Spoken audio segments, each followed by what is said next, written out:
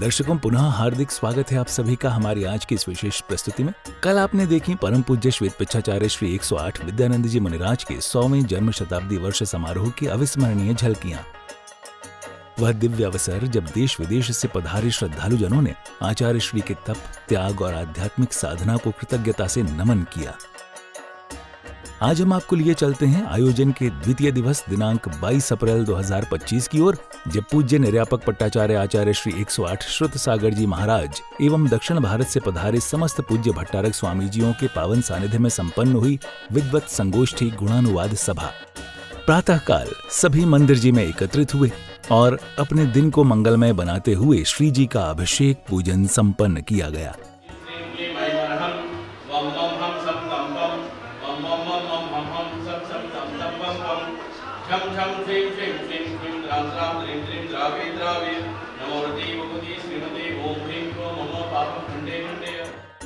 तत्पश्चात श्रद्धालु गुरु भक्तों ने पूज्य आचार्य श्री के पावन चरणों का शुद्ध धोती दुपट्टा पहनकर अभिषेक किया।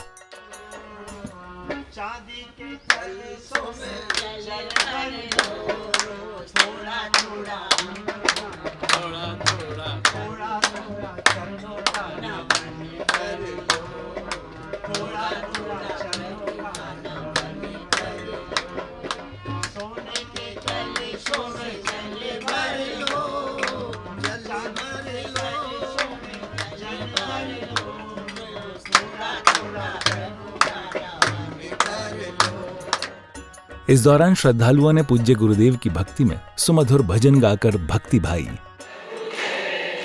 साधु जीवन जय जय, जिन धर्म जय जय,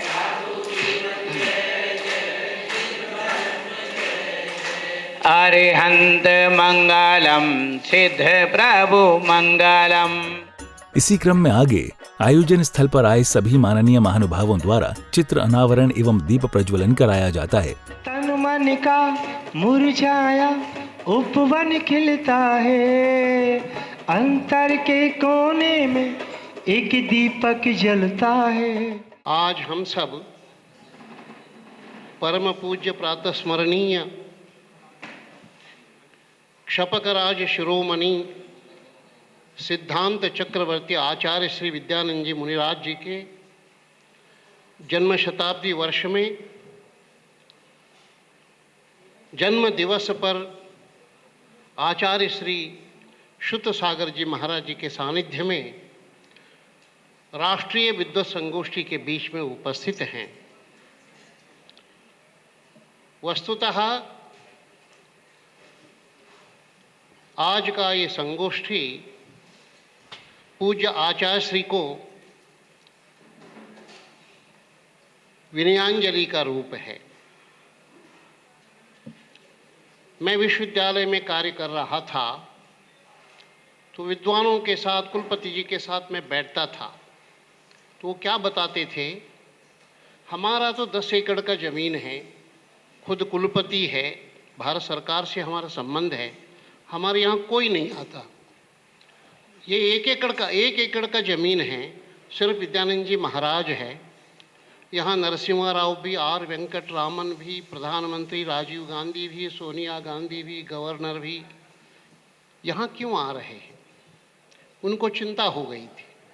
इतने छोटे से ज़मीन में बिल्डिंग भी इतना नहीं, लेकिन राजीव गांधी आकर के इसका लोकार्पण करके गए। तब मैंने निवेदन किया, तो विद्वत संगोष्ठी के बीच में जो विषय दिए हैं बड़े मौलिक विषय हैं, इन्हीं आलेखों को भी जोड़ करके एक अभिनंदन ग्रंथ भी बन सकता है। मेरे सारे पारे रखे दो गुरुवर, ये पीछे वाले जिसके उपरांत स्वागत अभिनंदन भी किया जाता है।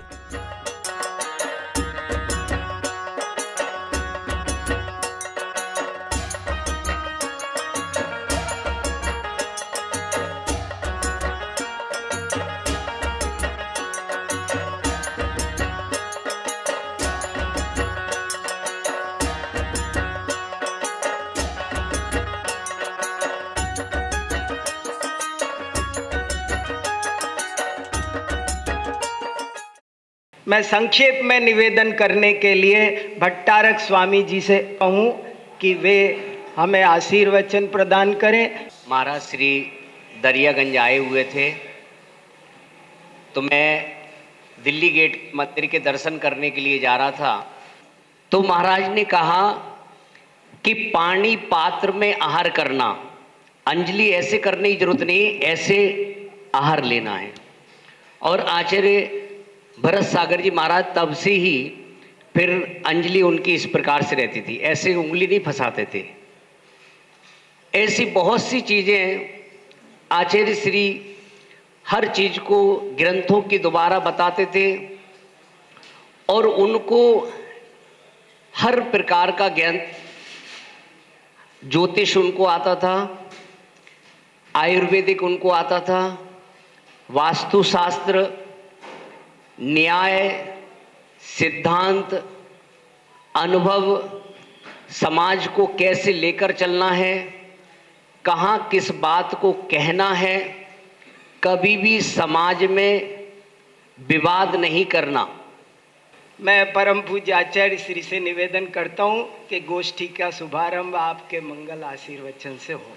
महानुभाव, आज हम आचार्य श्री विद्यानंद मुनिराज के जन्म शताब्दी वर्ष मना रहे हैं। हमने बहुत रिक्वेस्ट किया आचार्य श्री को, अभी भी 5 साल आप और रुक जाते कि 100 साल पूरे कर सकते हैं आप। हाँ, पर महाराज जी बोले कि आने वाला समय सही नहीं है, बहुत खराब समय आ रहा है। तो हमने बोला कि ऐसी क्या खराब समय आ रहा है? बोले ऐसे भयानक बीमारी आएगी, लोगों को सबको मुंह पे पट्टी बांध के रहना पड़ेगा। बोले ऐसे ही, बोला ऐसे ही वीतराग भगवान के सामने वीतराग भाव उत्पन्न होता है, आनंद उत्पन्न होता है। फ्रंटल लोब है, न्यूरोलॉजी है, क्या है? सार है, हमारा सारा श्रुत ज्ञान यही है। इसी क्रम में आगे समन्वय वाणी विद्यावदान विशेषांक नामक पुस्तक का विमोचन किया गया।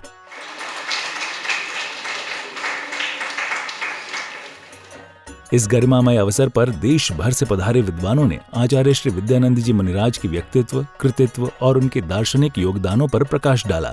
किरण एक जगह आकर अपने ताप से कागज को जला देती है, जब वैसे ही पुण्य की वर्गणाएं एक साथ इकट्ठी होती हैं तो एक संत का आविर्भाव होता है। आज परम पूज्य गुरुदेव का आविर्भाव दिवस है और मैं एक छोटा सा उनका वंदक उनके चरणों में आज अपनी वंदना अर्पित करता हूं। प्रसिद्ध विद्वान इंदौर से पधारे हैं, हम उनका स्वागत करते हैं। 1980 की बात है, अक्टूबर का महीना, जयपुर के डॉक्टर कस्तूर चंद जी कासलीवाल साहब ने ठोलियान दिगंबर जैन मंदिर जयपुर से 2 गणित की पांडुलिपियां मुझे उपलब्ध कराई। एक पांडुलिपि का शीर्षक था षट्त्रिंशिका और दूसरा था 36 गणित। उन्होंने कहा, पैथागोरस थ्योरम की तुम लोग बात करते हो, पैथागोरस और कोई नहीं था, मुनि पिहिताश्रव थे। डॉक्टर राजीव प्रचंडिया जी, जैन इतिहास और पुरातत्व में आचार्य विद्यानंद जी का योगदान। जैन इतिहास और पुरातत्व को क्या योगदान है? डॉक्टर राजीव प्रचंडिया जी अलीगढ़ से आए हैं। आचार्य श्री द्वारा सन 1966-67 में पहली बार जैन भजनों के ग्रामोफोन रिकॉर्ड्स तैयार करवाकर नित्य प्रातः प्रसारण करवाना, जिससे जनता जनार्दन में जैन धर्म की अनगूंज यत्र तत्र सर्वत्र आच्छादित रहे। इसी बीच सौभाग्यशाली श्रावकों ने पूज्य आचार्य श्री के पाद प्रक्षालन कर अपने जीवन को धर्ममयी बनाया।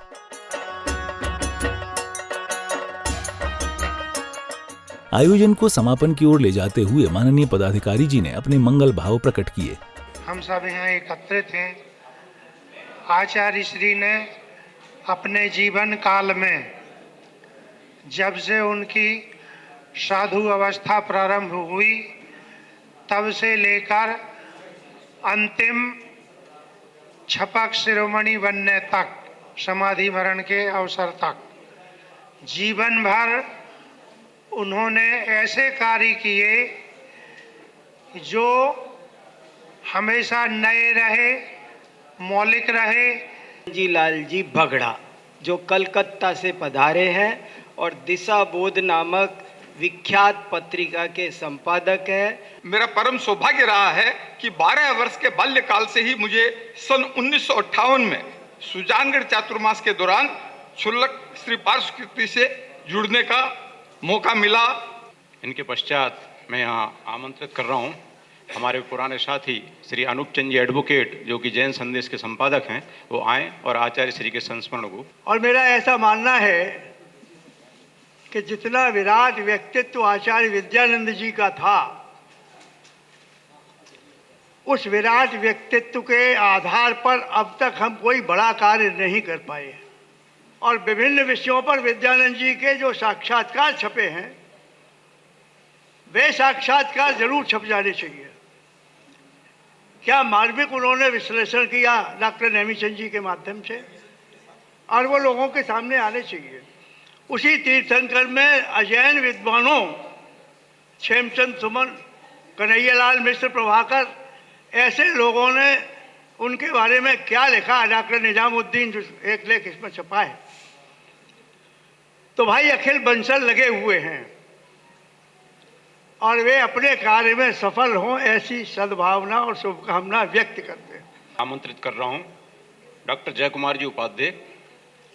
आपका विषय है ज्योतिष एवं वास्तुशास्त्र के उन्नयन में आचार्य श्री का योगदान।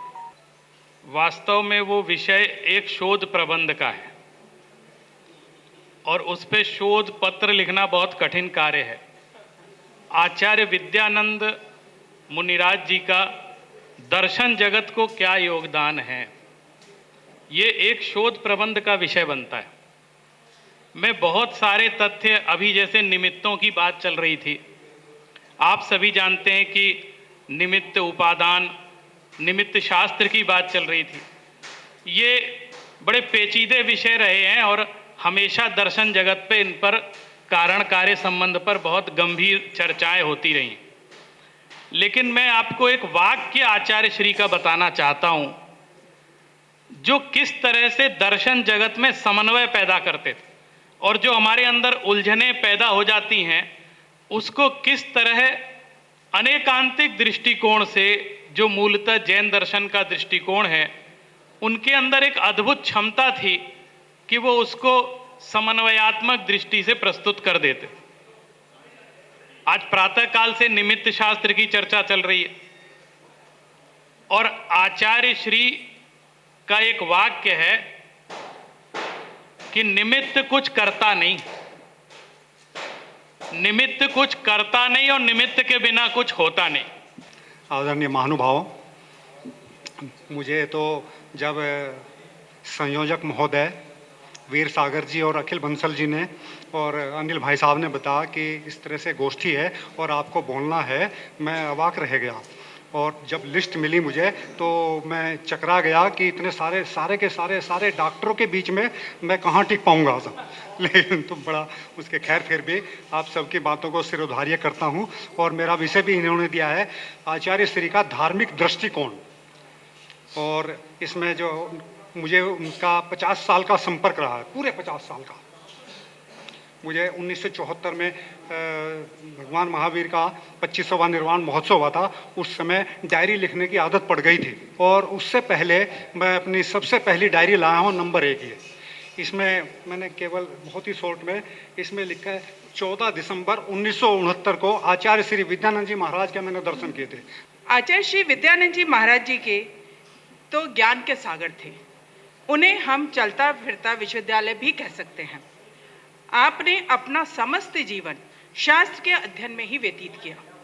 आप शास्त्र अध्ययन करते समय अपने डायरी रखते थे और उसमें सारी श्लोक गाथाएं नोट करते थे और उसी को अपने प्रवचन और निबंधों में उन्होंने प्रयोग किया। आचार्य परमेष्ठी महाराज की अभी एक बात कही गई, नामूलम लिख्यते किंचित, कि विद्वान को या साधु को बिना मूल के और कुछ भी नहीं लिखना चाहिए।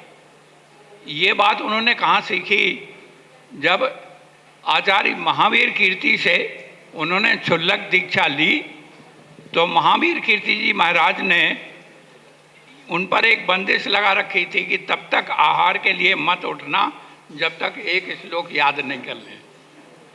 और इस प्रकार से उन्होंने 3000 श्लोक याद किए। राकेश जी से अनुरोध करूंगा, गौतम मोटर्स वालों से आए और अपनी बात रखें। आचार्य श्री ने एक बहुत श्रेष्ठी, जैन श्रेष्ठी समाज के थे, उनको महाराज जी बहुत पसंद करते थे और उनकी कई खूबियाँ थीं, तो महाराज जी उनको बुलाते थे स्टेज पे और कई चीज़ें उनके माध्यम से करवाते थे। एक दिन उन श्रेष्ठी ने मेरे को बुलाया, मैं भी उनके काफ़ी करीब था, मेरे से उम्र में बहुत सीनियर थे। उन्होंने कहा, राकेश मेरे को महाराज जी बुलाते, मुझे बड़ी शर्म आती है क्योंकि मेरा खान पीन शुद्ध नहीं है। आचार्य श्री के टोकेगा स्टेज के ऊपर तो मुझे अच्छा नहीं लगेगा। तुम महाराज जी के करीब हो, महाराज जी को बोलो कि मेरे को ऊपर स्टेज पे ना बुलाएं, मेरे से जो काम करवाने में कर दूंगा। बड़ी मुश्किल में एक दिन हिम्मत पा करके मैंने महाराज जी से ये बात कही, तो महाराज जी ने मेरे को बोला, मेरे को मालूम है उनका खान पीन शुद्ध नहीं है, मैं उनकी उन बातों को भूल जाता हूँ, उनमें जो गुण हैं उनको मैं अपनाना चाहता हूँ, वो जैन समाज के लिए हमें यूज़ करना चाहिए।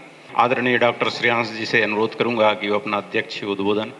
आचार्य विद्यानंद जी वो विराट व्यक्तित्व के धनी थे कि जिन्होंने संपूर्ण विश्व में जैन धर्म की महती प्रभावना की। बहुत बहुत धन्यवाद डॉक्टर श्रेयांश जी। मैं सिर्फ 2 शब्द अखिल जी बोलने के लिए खड़ा हुआ हूँ, पर आप विश्वास कीजिए मैं कुनकुन भारती के बिहाफ पे आप लोगों को गारंटी देता हूँ कि जो आचार्य श्री ने आदेश दिया है, जो स्मृति ग्रंथ छपेगा, जो अक्षर जो भी आपने लिख के दिए वो एज इट इज हूबहू उसमें पूरे छापे जाएंगे। नेपाल वालों से निवेदन करता हूँ कि वे सभी विद्वानों का सम्मान करें, उनको सर्टिफिकेट और सम्मान राशि से। आयोजन को समापन की ओर ले जाते हुए माननीय पदाधिकारी जी ने अपने मंगल भाव प्रकट किए।